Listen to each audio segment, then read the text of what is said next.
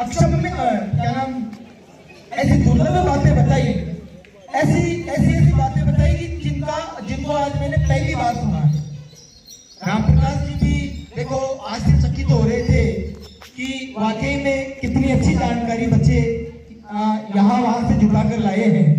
तो मैं वाकई में एक बार उन साथियों के लिए और उन बालक बालिकाओं के लिए जोरदार तालियां बजवाना चाहूंगा कि उन बच्चों ने देखो मेहनत की।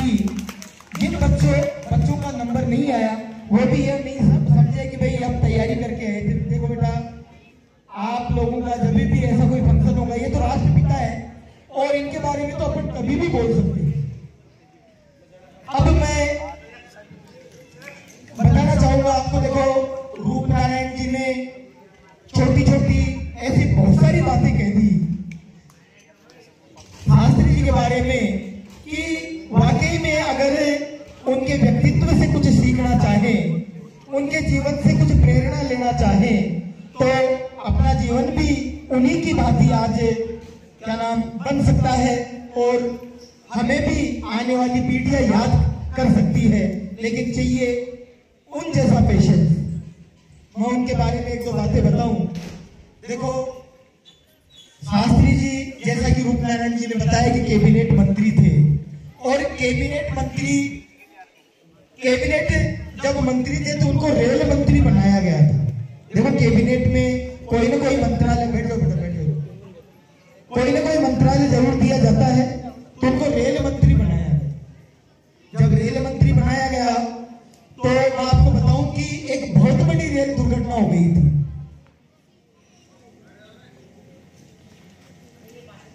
बहुत बड़ी रेल दुर्घटना हो गई थी और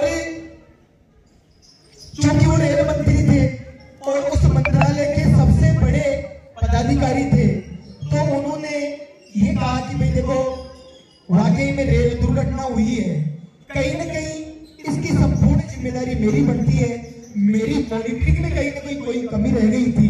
तो उन्होंने अपने पद से इस्तीफा दे दिया। मतलब बिना कुछ जाने, बिना कुछ सोचे, बिना किस तरीके से हुई है, कैसे हुई है, उन्होंने कहा कि चूंकि मैं रेल मंत्री हूं और रेल मंत्रालय की सबसे बड़ी जिम्मेदारी मेरी है और चूंकि रेल दुर्घटना हुई है तो मैं समस्त जिम्मेदारी लेते हुए मैं मेरे मंत्री पद से त्याग पत्र देता हूं। तो ऐसी प्रतिभा के धनी थे, ऐसा व्यक्तित्व उनका था। मैं कहूं कि आज के दौर में अगर तुलना की जाए तो शायद ही कोई ऐसा व्यक्ति मिले। जब भारत के प्रधानमंत्री श्री जवाहरलाल नेहरू जी की मृत्यु हो गई थी तो ये सोचा जा रहा था कि अब कांग्रेस में प्रधानमंत्री किसको बनाया जाए, कौन इस लायक है। तो देखो काफी कुछ क्या नाम मंथन हुआ, सोच विचार हुआ और उस सोच विचार होने के बाद में ऐसा लगा कि हम शास्त्री जी को प्रधानमंत्री बनाते हैं। तो जब ये प्रपोजल रखा गया शास्त्री जी के सामने तो उन्होंने मना कर दिया कि मैं भाई देखो एक मंत्री पद नहीं संभाल सका तो मैं ये देश का संभालूंगा, शायद मेरे में वो प्रतिभा नहीं है कि मैं भारत का प्रधानमंत्री बन सकूं। देखो वो एक तो वो दौर था और एक आज का दौर है। क्या नाम किसी को घोषित करो नहीं करो, मतलब कहने का मतलब देखो मैं अब सबको पता है कि भाई आज के दौर में इन पदों को लेकर कितनी लोलुपता होती है, कितनी लालसा होती है। तो उन्होंने मना कर दिया, लेकिन उसके बावजूद भी उस समय एक संगठन था कांग्रेस का जिसका नाम था सिंडिकेट। उन सिंडिकेट वालों ने देखो उनको प्रधानमंत्री बना दिया, लेकिन प्रधानमंत्री बनाते ही देखो उनकी किस्मत थोड़ी ठीक नहीं थी। पहले तो अकाल पड़ा, अकाल पड़ने के बाद में देखो पाकिस्तान ने भारत पर आक्रमण कर दिया। 1966 की बात है कि भारत पर पाकिस्तान ने एक कश्मीर विवाद को लेकर आक्रमण कर दिया। उस आक्रमण का भारतीय सेनाओं ने मुंह तोड़ जवाब दिया और पाकिस्तान को उस क्या नाम युद्ध में हरा दिया। पाकिस्तान किसी वार्ता पर राजी हुआ और राजी होने के बाद में देखो एक रूस उस में अनेक देश से रूस में एक सोवियत संघ के नाम से वो पहचाना जाता था। तो उस रूस का एक देश था उज्बेकिस्तान, उसका एक स्थान था ताशकंद। उस ताशकंद में समझौते के लिए भारत के प्रधानमंत्री को और पाकिस्तान के प्रधानमंत्री को बुलाया गया, दोनों के बीच में समझौता हुआ और उसी स्थान पर जो तत्कालीन प्रधानमंत्री थे श्री लाल बहादुर शास्त्री जी, उनकी मृत्यु हो जाती। तो गहरा शोक और गहरी संवेदना प्रकट करते हैं भारतवासी, क्योंकि भारत को ऐसे व्यक्तित्व कभी नहीं मिली। क्योंकि मैं आपको बताऊं, गांधी जी के बारे में भी मेरे बहुत सारे साथियों ने बहुत सारी बातें बताई। कुछ बातें ऐसी हैं जो कि अपने को प्रेरणा दे सकती है, प्रेरणादायक हमारे लिए। देखो, एक बार गांधी जी के बारे में बताऊं, साबरमती आश्रम में क्या हुआ कि एक बार आटा खत्म हो गया और वहां का जो प्रभारी था, जो खाने वाने को देखता था, उस प्रभारी ने आकर कहा कि कल सुबह के भोजन में मैं चावल बनवा दूं क्या, क्योंकि वहां बहुत सारे लोग रहा करते थे और उनके लिए भोजन की व्यवस्था भी जुटानी पड़ती थी। तो गांधी जी ने पूछा क्यों रोटियां क्यों नहीं? बोले कि अब शाम हो गई और मेरे को अब मालूम पड़ा कि आटा खत्म हो गया और विकल्प के तौर पर चावल ही है हमारे पास, तो मैं चावल बनवा दूं। गांधी जी ने कहा कि हम देखेंगे क्या करना है क्या नहीं करना। तो देखो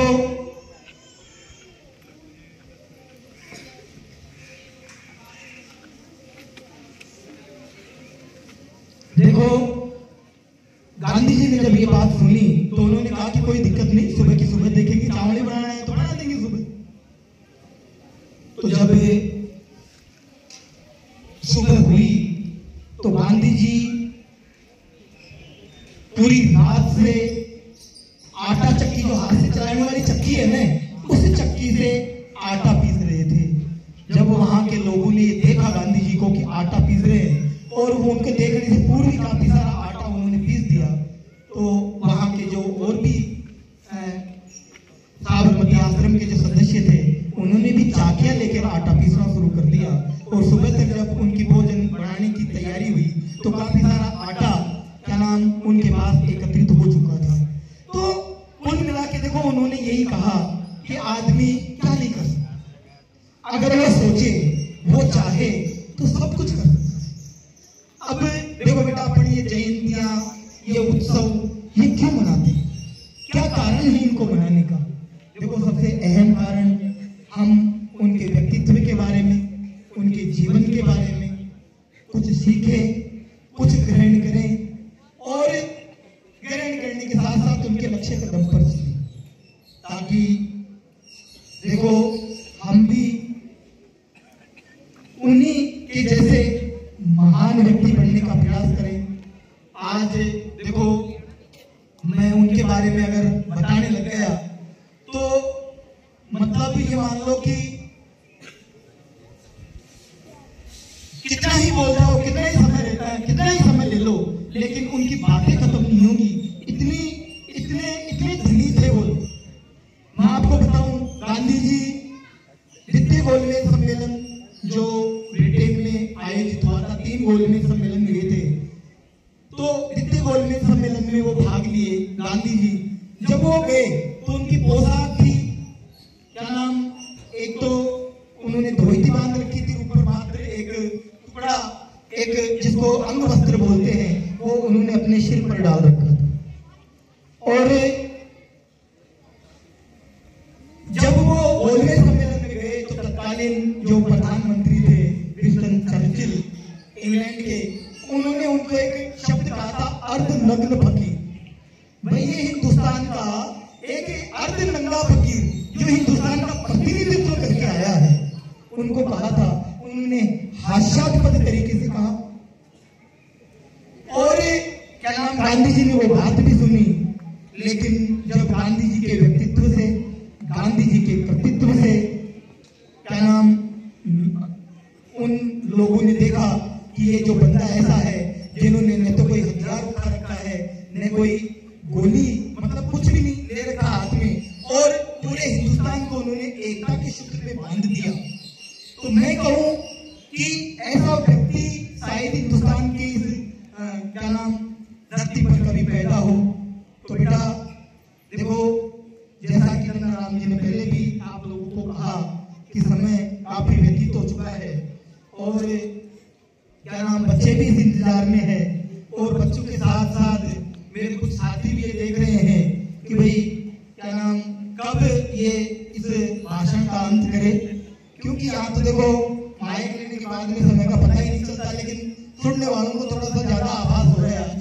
तो मैं ज्यादा समय नहीं लूंगा आपको, और आपको यही कहूंगा कि इन जयंतियों से, इन उत्सवों से अपन कुछ सीखें, कुछ सीख कर जाएं, और इन व्यक्तित्व के धनियों ये जो लोग हैं, इनकी जो शिक्षा दीक्षा है उनको अपने जीवन में उतारें और हम भी इनके जैसा बढ़ने का प्रयास करें।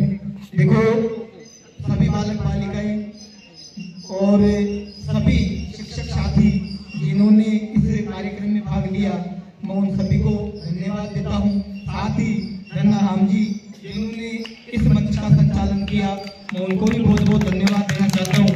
देखो, उन्होंने भी एक अच्छा एक दारोमदार संभालते हुए, एक ढांचा संभालते हुए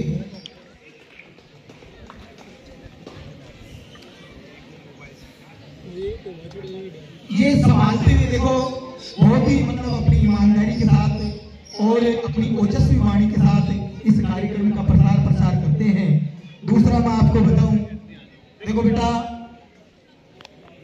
जो व्यवस्थाएं आप लोगों ने की है, कुछ बार कुर्सियां हैं, कुछ बैठे रहो, सभी कोई भी नहीं उठेगा जब तक आप लोगों को उठने की घोषणा नहीं की जाए।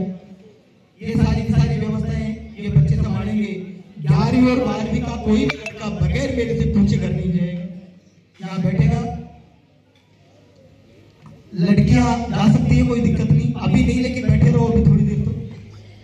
दूसरा मैं कह रहा हूं कि देखो, कल नवरात्रा स्थापना है, कल नवरात्रा स्थापना है, कल आपका अवकाश रहेगा। और नवरात्रा स्थापना के साथ साथ बेटा परसों के रोज 4 तारीख को विद्यालय प्रधानाचार्य द्वारा एक घोषित अवकाश भी रखा गया है, इसलिए आपकी 2 दिन की छुट्टी है। और शनिवार को आपको क्या नाम विद्यालय में आना है। बाकी आप सभी बिल्कुल क्या नाम शांतिपूर्वक, अरे सुनो भाई, पहले जिन बच्चों को अभी लैपटॉप वितरित किया गया था,